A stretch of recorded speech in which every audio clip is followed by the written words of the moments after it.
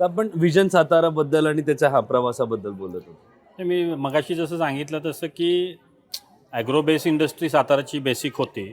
त्याच्यातून ती transition phase होऊन इंडस्ट्रीयल वेगवेगळ्या सेक्टरमध्ये, मग ते ऑटो कॉम्पोनंट असू दे, इंजिनिअरिंग असू दे, ॲग्रिकल्चर इक्विपमेंट मॅन्युफॅक्चरिंग असू दे.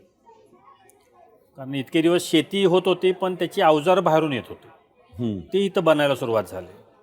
हे किर्लोस्करांनी सुरू केले, कुपरनी 100 वर्षापूर्वी नांगराचा फाळ बनवला होता. असे काही अपवाद सोडले तर बाकी बऱ्यापैकी बाहेरून पंजाब किंवा इकडून काही येत होते, पण ते सगळं मॅन्युफॅक्चरिंग सुरू झालं. फार्मा कंपनी साताऱ्यामध्ये चांगल्या आहेत, सिप्लाचं पण एक युनिट इथं आहे. मग अशा पद्धतीचं हळूहळू ट्रान्झिशन व्हायला लागलं. शिरवळ खंडाळा भागामध्ये चांगलं एक मोठं इंडस्ट्रीयल SEZ उभं राहिलं. ओके. तिथं चांगल्या कंपनी आल्या मोठ्या मोठ्या, आणि त्यातून चांगला रोजगार मिळाला, नवीन प्रॉडक्ट्स आले. मग हे सगळं होत असताना हळूहळू तो जो आपण म्हणतो की जुन्या काळी लेथ होते, आता CNC आले. तशाच प्रोसेसेसमध्ये किंवा ह्याच्यामध्ये काही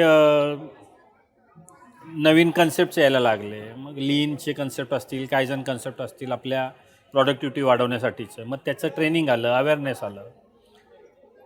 त्यामुळं प्रत्येक गोष्टीचं ट्रान्झिशन असतं. There is always reluctance to or resistance to change. Yes. मग त्यामुळं जेव्हा सगळे आमच्याकडे येतात, अरे AI मुळं नोकऱ्या जाणार, AI मुळं नोकऱ्या जाणार, फाईन, जाणार आहेत थोड्या. But then unless and until you upgrade yourself or update yourself, how are you going to cope up with that situation? मग AIचा तोटाबद्दल बोलण्यापेक्षा याचा जो मॅक्सिमम फायदा आहे त्याच्यावर जास्त फोकस केलेलं कधीही चांगलं ना. कॉम्प्युटरमुळं क्लार्कच्या नोकऱ्या गेल्या का? नाही गेलेल्या, उलट जास्त जनरेट झालं.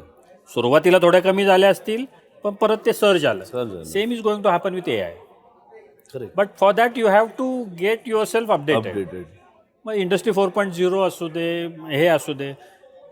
तुम्हाला सांगायचं राहून गेलं, शासनाचे चांगले स्कीम्स या बाबतीत आहेत, पण त्या इम्प्लिमेंटेशन पण इम्प्लिमेंट होण्यासाठी सुद्धा आता खूप आहेत. इम्प्लिमेंट होण्यासाठी पण शासन स्तरावर आता त्याचं चांगलं, आणि त्यामध्ये आमच्या हे जे असोसिएशन्स आहेत ह्या खूप चांगला मोलाचा रोल प्ले करत आहे. आता साधं उदाहरण द्यायचं झालं तर महाराष्ट्र शासन जागतिक बँकेच्या सहकार्याने केंद्र सरकारने एक रॅम्प नावाची एक स्कीम दिलेली आहे, रेझिंग अँड ॲक्सिलरेटिंग MSME परफॉर्मन्स. म्हणजे लघु उद्योग जे आहेत, लघु आणि मध्यम उद्योजक जे आहेत, त्यांचा परफॉर्मन्स वाढण्यासाठी म्हणून ह्या स्कीम्स त्यांनी केल्या. त्याच्या अंडर ते असोसिएशन्सला किंवा त्या इम्प्लिमेंटिंग एजन्सीला आर्थिक सपोर्ट देत आहेत. त्या लोकांनी ह्या उद्योजकांपर्यंत पोचून, शासन सगळ्यांपर्यंत पोचू शकत नाही, तर त्यांच्यापर्यंत पोचून त्यांना वेगवेगळ्या विषयाचे ट्रेनिंग्स द्यायचे. मग ते GST याच्याबद्दलचं अवेअरनेस असू दे, IPR बाबतचं अवेअरनेस असू दे, लीन क्लस्टर फॉर्म होतात. साताऱ्यामध्ये आम्ही 2014-16 साली केंद्र शासनाची हे आल्यानंतर सगळ्यात पहिले 5 लीन क्लस्टर केले. त्याचा फायदा एवढा झाला, म्हणजे जे ट्रेनिंग द्यायला कन्सल्टंट, मला जर कंपनीचं माझं परफॉर्मन्स वाढवायला मला 3 लाख रुपये देऊन हायर करायला लागला असता, मला ते पॉसिबल नाही आहे. त्यामुळे मी त्या वाटेलाच जात नाही. बरोबर. शासनाच्या या स्कीममध्ये 10 जणांचं एक क्लस्टर करून असे ग्रुप झाले. 10% मी भरायचे, 90% शासन भरणार आहे. मला ते 1.5 वर्ष सपोर्ट देणार आहे त्या ग्रुपला अख्ख्या. म्हणजे 0पासून माझी पाटी कोरी आहे, मी त्याच्यावर रेष मारण्यापासून मी मारलेली ती रेष बरोबर आहे का नाही हे सुद्धा ते लोक चेक करत होते. माझ्या इथले प्रोसेस, माझ्या इथलं कामगारांचं बोलणं, त्यांचं काम करण्याची पद्धत, क्वालिटीचे नॉर्म्स, ह्या सगळ्या गोष्टींमध्ये त्यांनी आम्हाला इतका सपोर्ट केला. आता परत एकदा आम्ही NPC नॅशनल प्रॉडक्टिव्हिटी काउन्सिलच्या माध्यमातून नवीन क्लस्टर्स फॉर्म करतो. ह्या शासनाच्या स्कीम आहेत, त्या इम्प्लिमेंट होणं, एक्झिक्यूट होणं फार गरजेचं आहे. ते झाल्या तर शासनाचा उद्दिष्ट सफल होतं असं आम्हाला वाटतं. स्टेट गव्हर्नमेंटची आता एक नवीन इंडस्ट्रियल पॉलिसी आलेली आहे, त्याच्यामध्ये त्यांनी एक्सपोर्ट प्रमोशनसाठीचं चांगलं सपोर्ट दिलेलं आहे. शासनाच्या, आपल्या महाराष्ट्र शासनाच्या PSI स्कीम होत्या लोकांसाठीच्या, की जेणेकरून उद्योजकांना त्याचा परतावा मिळत होता, हे करत होतं.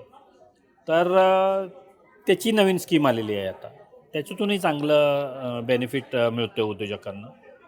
अशा अनेक स्कीम्स आहेत DICच्या माध्यमातून MIDCच्या माध्यमातून MSSIDCच्या माध्यमातून राबवल्या जातात.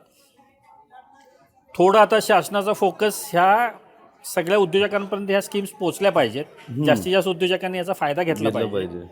हे झालं पाहिजे. त्यासोबत म्हणजे ह्यातून वर्किंग म्हणजे ईज ऑफ बिझनेस जे आहे ते जर वाढलं तर आपोआप आम्हालाही उद्योजकांना त्याचा सस्टेन व्हायला आणि ग्रो व्हायला त्याचा बेनिफिट मिळेल.